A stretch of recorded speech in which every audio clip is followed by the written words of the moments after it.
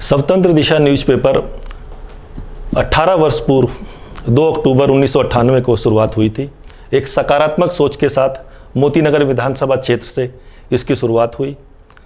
अन्य समाचार पत्रों से हटकर हमने कोशिश की कि इसमें समाज के उन लोगों का परिचय दिया जाए, उन लोगों के कार्य दिए जाएं, उन संस्थाओं के कार्य दिए जाएं जो कहीं नहीं छप पाते हैं और जिनका समाज में बड़ा अहम रोल होता है।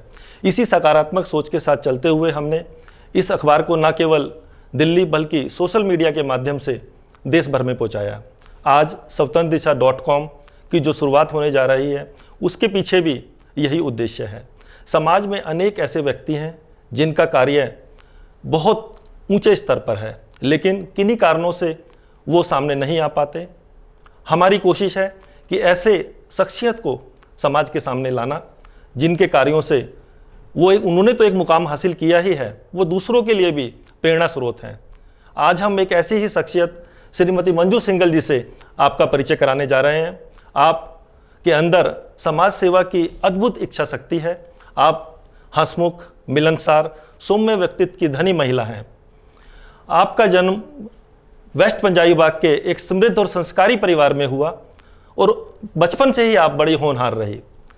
आपका विवाह भी सौभाग्यवश एक ऐसे परिवार में हुआ जो कि भारतीय RSS राष्ट्रीय स्वयंसेवक की विचारधारा से प्रेरित है और समाज सेवा में समर्पित है।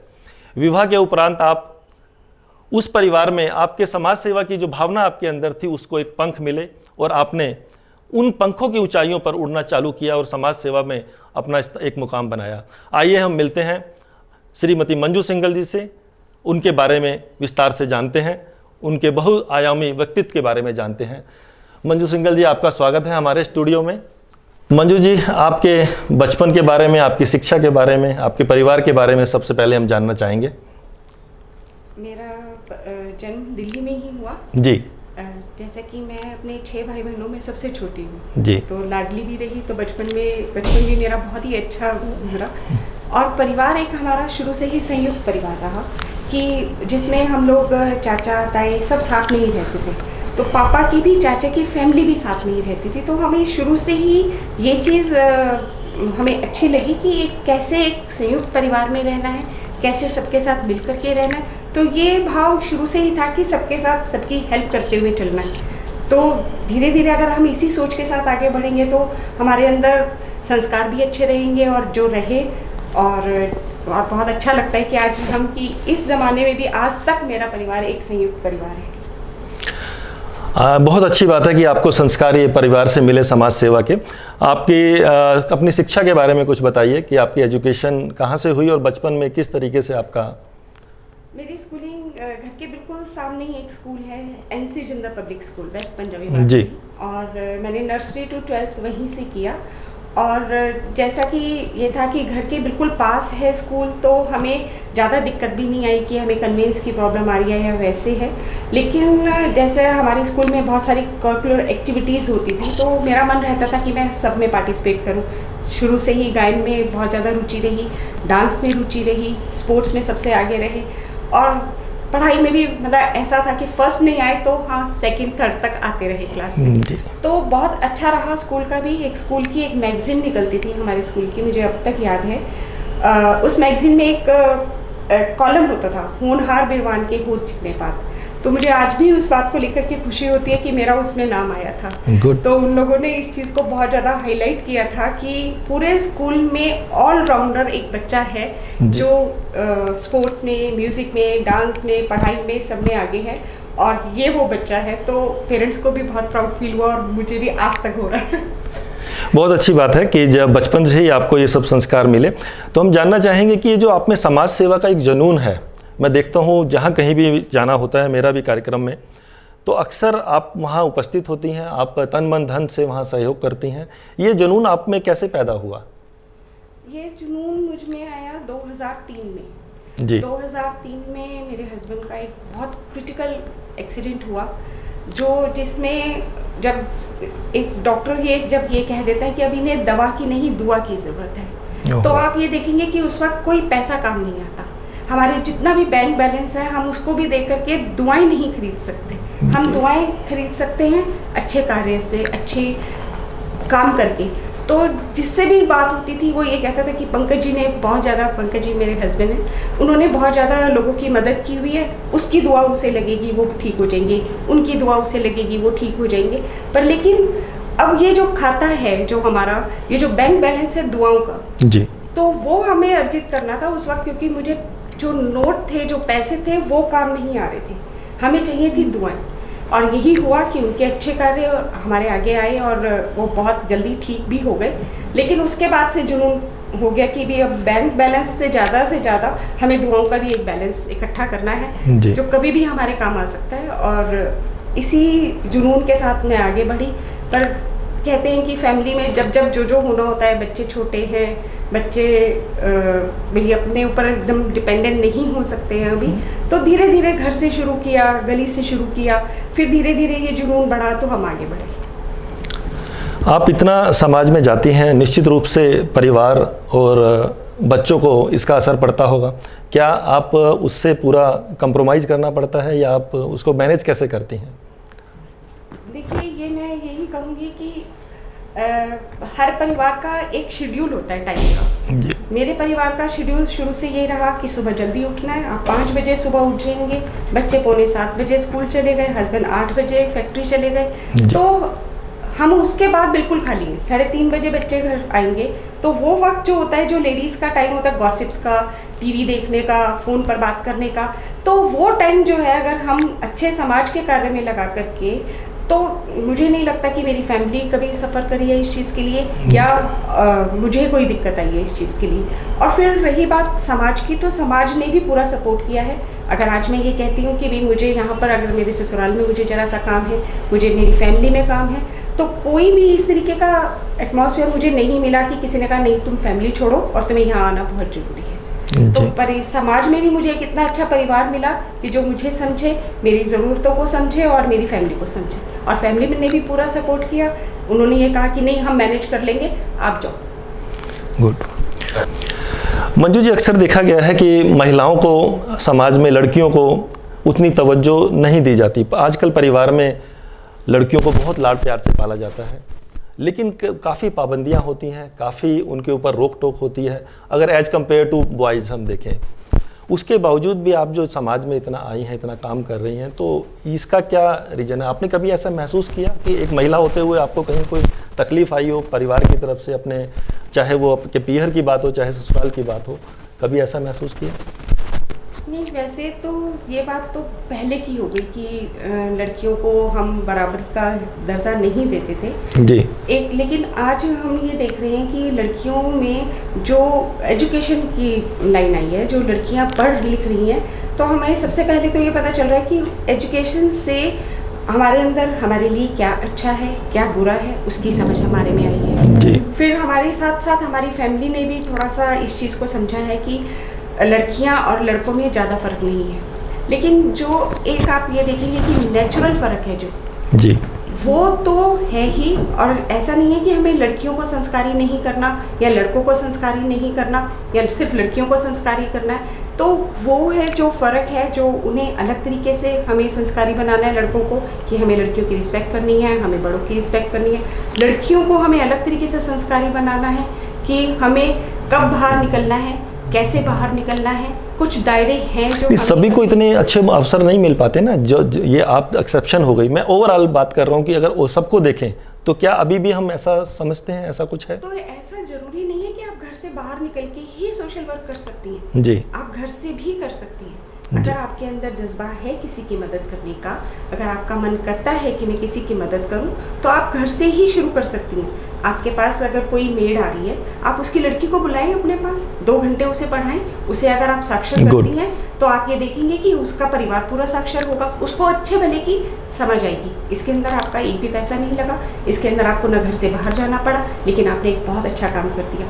आप ये देखेंगे कि आपकी गली में जो है इतना कूड़ा पड़ा है, आप ये सोचें कि भी नहीं वो कूड़ा कोई भी उठा लेगा, हमें क्या मतलब है, तो वो सोशल वर्क नहीं है। आप उसको भी उठवा करके, आप किसी को भी कह करके वो उठवा सकती हैं। आप गली के कुछ औरतों को इकट्ठा करके, कुछ बुजुर्गों को इकट्ठा कर सकती हैं। आप देखेंगे कि बुजुर्गों में बहुत टैलेंट था हमारे, बहुत सी चीज़ें ऐसी हैं जो हमें उनसे सीखनी है, लेकिन जी। हमारी कन्वर्सेशन नहीं है बुजुर्गों से। मतलब आप कहना चाहती हैं कि सीमित साधनों में भी समाज सेवा की जा सकती है, जरूरी नहीं कि वो पैसों से की जाए। पैसों से की जाए और या जी। घर से बाहर निकल के ही आप कर सकते हैं। मैं यहाँ ये जानना चाहूँगा कि क्या आप अपने पति के बिजनेस में भी इन्वॉल्व हैं, उसमें भी सहयोग करती हैं? मेरा मन था शुरू में कि मैं अपने हस्बैंड को हेल्प करूं, जी। पर लेकिन जब हम लोग मतलब इन्होंने अलग बिजनेस किया तो इन्होंने कहा कि मेरा बिजनेस इस तरीके का नहीं है कि मैं तुम्हें वहाँ लेकर जाऊँ, कुंडली आप बैठो वहाँ पर, क्योंकि हमारा माहौल इस तरीके का नहीं है। लेकिन हाँ, मैं इतना सपोर्ट इन्हें करती हूँ कि अगर इन्हें कोई नया काम शुरू करना है या इन्हें कोई राय चाहिए तो हम दोनों एक दूसरे के साथ डिस्कस करते हैं। मुझे अगर सोशल वर्क में अगर मैं कुछ कर रही हूँ, मैं इनके साथ डिस्कस करती हूँ कि आज मेरे साथ ये हुआ, आज मेरे साथ वो हुआ, तो मुझे इसमें कैसे करना चाहिए। ये अपना कोई नया काम शुरू कर रहे हैं, इन्हें कोई राय की ज़रूरत है, तो हम दोनों ही बैठते हैं, तो हम अच्छे से उसको बैठ करके सेटल आउट करते हैं कि हमें क्या करना है, कैसे करना है। मतलब कि अच्छे तालमेल के साथ आप लोग समाज सेवा भी, परिवार भी और बिजनेस भी सब चला रही हैं। अक्सर देखा गया है कि जब कुछ वर्षों में कोई भी महिला हो, पुरुष हो, कोई भी हो, समाज सेवा के क्षेत्र में आगे आता है तो ऑटोमेटिकली उसका रुझान पॉलिटिक्स की तरफ भी हो जाता है। आप भी इस ओर कहीं अग्रसर हैं या मन में कुछ ऐसा है? नहीं, मेरे मन में कहीं भी पॉलिटिक्स से जुड़ने का कोई ऐसा विचार नहीं है। जी। मैं पॉलिटिक्स में नहीं आना चाहती। ऐसी बात नहीं है कि पॉलिटिक्स अच्छी जगह नहीं है, मुझे इसलिए नहीं आना, या फिर मेरे मन में कोई इस तरीके की बातें हैं कि भाई पॉलिटिक्स में ये होता है, वो होता है, ऐसा कहीं नहीं। पॉलिटिक्स तो एक बहुत बड़ा प्लेटफॉर्म है। अगर सेवा की बात की जाए, अगर कोई करना चाहे तो ना वहाँ धन की कमी है, ना लोगों की कमी है। बिल्कुल, लेकिन एक जैसे कहते हैं कि मैं अगर सोशल वर्क से इतनी खुश हूँ और जितना मैं टाइम समय अपना मैं दे पा रही हूँ परिवार को, अपने ससुराल को, अपने मायके को और अपने सोशल वर्क को, मैं इससे ज़्यादा टाइम शायद ना दे पाऊँ, तो मैं इसीलिए पॉलिटिक्स में आने में कहीं भी इंटरेस्ट। वैसे आपके मन में आज जो करंट सरकार है केंद्र में, मोदी सरकार, किसी सरकार से आप मन में एक जगह रखती हैं, किसी कोई कोने में कि भाई मैं इससे प्रभावित हूँ, इनकी विचारधारा से प्रभावित हूँ? नहीं, मैं मोदी जी से पूरी तरह से प्रभावित हूँ और मैं यही कहूँगी कि अभी तक जो, जैसे हम तो एक, हमारा देश हमारा एक परिवार की तरह है जी, हम उसके सदस्य हैं और जो उसके मुखिया हैं वो मोदी जी हैं। अब मोदी जी कितने सारे हमारे को ये बता रहे हैं रोज़ कि भी हम अपने परिवार को कैसे आगे बढ़ा सकते हैं, कैसे उसे अच्छा रख सकते हैं। उन्होंने कहा कि अपने परिवार को साफ रखें, तो अगर मैं ये उम्मीद करूँ कि भाई आकर के यहाँ जो कूड़ा पड़ा है वो मोदी जी ही हटाएंगे आकर के, तो वो तो हो नहीं सकता। तो कुछ हमें मोदी जी ने जो भी कहा है हमें उन्हें फॉलो करना है, और मैं उनसे बहुत ज़्यादा प्रभावित इसलिए भी हूँ क्योंकि वो सिर्फ कहते ही नहीं हैं, वो करते भी हैं, और जो स्कीम्स वो लेकर के आए हैं उससे हमारे देश में बहुत फ़र्क पड़ा है। बेटी बचाओ बेटी पढ़ाओ का संदेश उन्होंने दिया, स्वच्छ भारत का संदेश उन्होंने दिया, जन धन योजना वो लेकर आए, तो मैं इन सब चीज़ों से बहुत प्रभावित हूँ और मैं बस यही कहना चाहूँगी कि हमें उनका साथ देना है और उनके साथ आगे बढ़ना है। अच्छी बात है मंजू जी, आप उनकी बातों से प्रभावित हैं, लेकिन अगर हमें देखा जाए तो आम जन के अंदर ये राय है कि 2 साल में जो लोगों को उम्मीद थी मोदी जी से, वो उम्मीदों पर कहीं वो खरा नहीं उतर पा रहे। एक अगर आम पब्लिक की राय देखें तो इस विषय में आप क्या सोचती हैं? मैंने कहा ना, अगर उम्मीदें ही गलत होंगी तो पूरी कहाँ से होंगी। अच्छा, अगर मैं उम्मीद ही गलत लगा रही हूँ कि मैं उम्मीद ये लगा रही हूँ कि मेरे घर में आकर के मोदी जी कूड़ा उठाएंगे क्योंकि ये स्कीम उन्होंने ही निकाली है, तो फिर वो उम्मीद तो पूरी नहीं होगी। मैं तो ये कहूँगी बल्कि हम मोदी जी की उम्मीदों पर खरे नहीं उतर रहे, हम उनका इतना साथ नहीं दे पा रहे हैं जितना हमें देना चाहिए। उन्होंने जो हमें काम दिए हैं, हमें उन्होंने कहा अपनी बेटियों को पढ़ाओ, उन्होंने हमें ये कहा कि नल में खाली नल नहीं चलना चाहिए, पानी की वेस्टेज नहीं होनी चाहिए। अब मैं ये सोचूं कि ये पानी बह रहा है तो ये मोदी जी की गलती है, ये पानी बह रहा है, ये मोदी जी को आकर के नल बंद करना चाहिए, तो वो नहीं होगा। ये नल मुझे बंद करना है, ये पानी मुझे बचाना है। जब तक मैं ये करना है, मुझे ये करना है, जब तक मेरे मन में नहीं आएगा तब तक तो फिर कुछ नहीं हो सकता। हमें खुद से सुधार करना है, आप ये कहना चाहती हैं? अपने आप को पहले सुधारना है और हमें मोदी जी की उम्मीदों पर पूरा उतरना है। ठीक, इस विषय में और आपसे पूछना चाहूँगा कि इसी तरीके से जो दिल्ली सरकार है, केजरीवाल जी की सरकार है, जो कि आम लोगों की सरकार कही जाती है, उसके विषय में आप क्या कहना चाहेंगी? हालांकि ये हमारे हट के टॉपिक हैं, सामाजिक टॉपिक से हटके हैं, लेकिन बात चली है तो मैंने कहा राजनीति के दोनों पहलू आपसे जाना। और मैं उनके भी अगेंस्ट कहीं भी नहीं हूँ जी। वो एक स्कीम लेकर आए थे, ऑड इवन की एक स्कीम लेकर के आए थे, ठीक है, उनका प्रयास अच्छा था जी, लेकिन उसके लिए थोड़ी हम जल्दबाजी कर रहे हैं। हमारे को पहले अगर हम ये किसी को ये कहते हैं कि आप ऑड इवन अपनाएं, तो उससे पहले हमें परिवहन को ठीक करना पड़ेगा। हमें उनको ज़्यादा से ज़्यादा बसेस देनी पड़ेंगी पब्लिक को, हमें ज़्यादा से ज़्यादा हमें ये चीज़ भी तय करनी पड़ेगी कि टैक्सी वाले रेट ना बढ़ाएं। बहुत सी चीज़ें पहले ठीक करने के बाद अगर ये हम ऑड इवन का शुरू करते तो शायद ज़्यादा सफल रहता। हम इसमें थोड़ी सी जल्दबाजी कर लेकिन फिर भी मैं ये कहूँगी कि एक सराहनीय कदम था जिसकी वजह से हमारे देश में ये पोल्यूशन की जो प्रॉब्लम थी वो सॉल्व अच्छे से हो। मतलब आपके विचारों से लगता है कि जो अच्छी चीज़ें हैं हमें अपनानी चाहिए, वो पार्टी कोई भी हो, चाहे कोई भी हो। इसमें एक बात और, क्योंकि आप महिलाओं के लिए काफ़ी काम कर रही हैं, काफ़ी संस्थाओं में आप मैं देखता हूँ जाती हैं, आपका आगे क्या उद्देश्य है जीवन का, क्या करना चाहती हैं? महिलाओं को कोई क्या संदेश देना चाहती हैं, समाज को क्या संदेश देना चाहती हैं आप?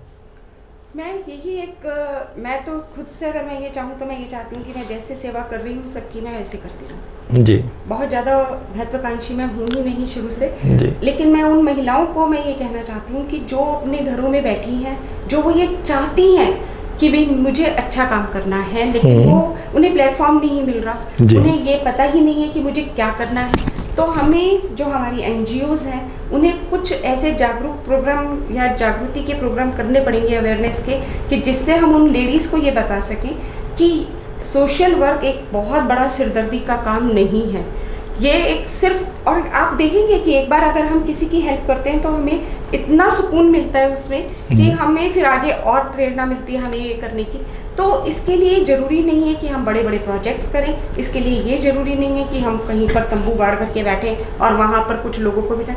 हम अपने एरिया से ही शुरू कर सकते हैं। कुछ महिलाएं हैं जिनके अंदर टैलेंट है, हम उनके टैलेंट्स को बाहर ला सकते हैं। तो ये भी एक बहुत बड़ा सोशल वर्क है, और करेंगे तो सब कुछ ईजी लगता चला जाएगा। जब तक हमने नहीं कदम बाहर बढ़ाया है, जब तक हमने कदम नहीं उठाया, तब तक हमें बहुत मुश्किल लग रहा है। नहीं तो ऐसा कुछ भी नहीं है, बहुत अच्छा काम है और बहुत अच्छे तरीके से हम लेडीज़ कर सकते हैं, क्योंकि हमारे अंदर ही एक ऐसी भावना भगवान ने दी है कि हम दूसरों के दुख को समझ सकते हैं। बिल्कुल, नारी शक्ति एक ऐसी शक्ति है जो कि सब कुछ संभाल लेती है अपने अंदर।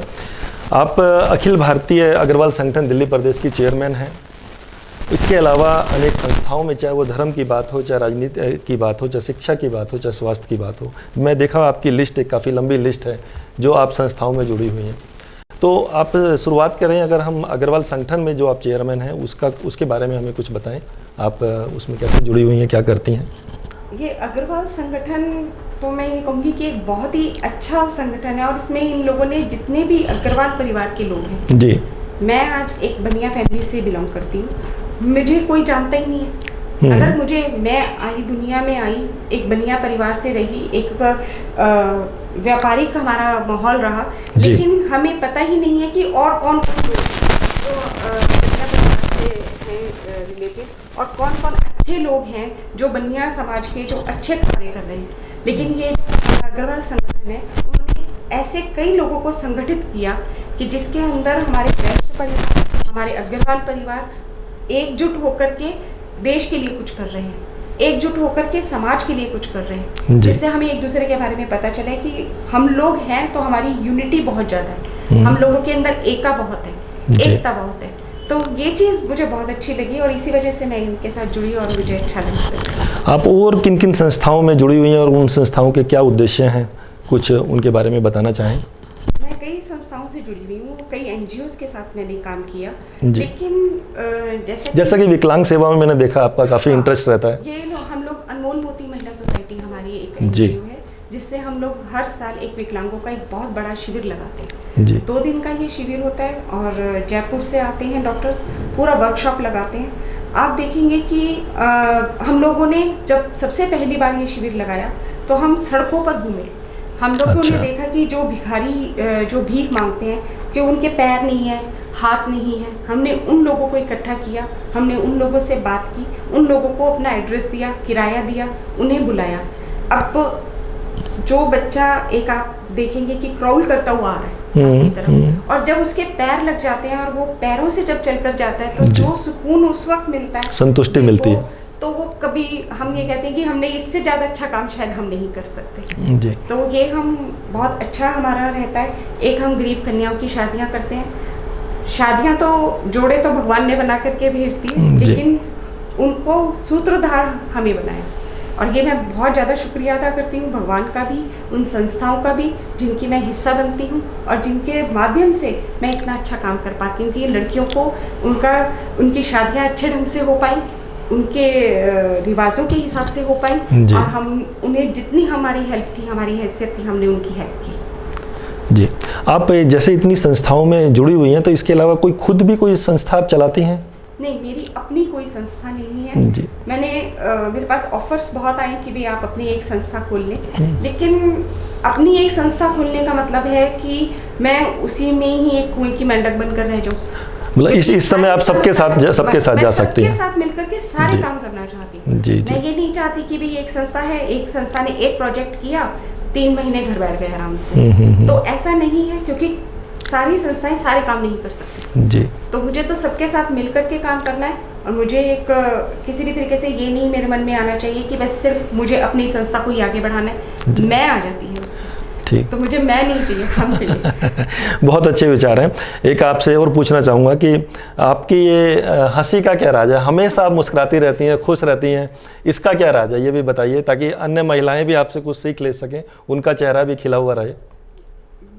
शायद वो भी अच्छे काम करेंगी तो हमेशा खुश रहेंगी जी। और क्योंकि एक अंदर से अगर हम सेटिस्फाइड हैं, सुकून हमारे अंदर है, शांति है, तो अपने आप फेस पर आ जाता है। तो एक वही है और कुछ नहीं, बाकी शायद ज़्यादा भी हंसते हो।